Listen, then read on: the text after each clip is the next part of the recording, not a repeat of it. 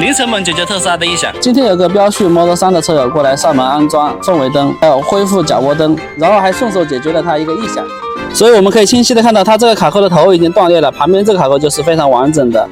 然后在旁边那个卡扣已经是歪掉了，导致它关闭盖板的时候就是不稳啊，这是有个很大的缝隙，我们把它掰正。然后它的异响来源就是这个断掉的这个卡扣头子在这个盖板上面在不断的这个磨蹭，然后就出现了这个异响。现在已经解决了。看我们自己的卡扣就是完整的啊，然后旁边的卡扣呢也是有点歪了，我们把它掰一下，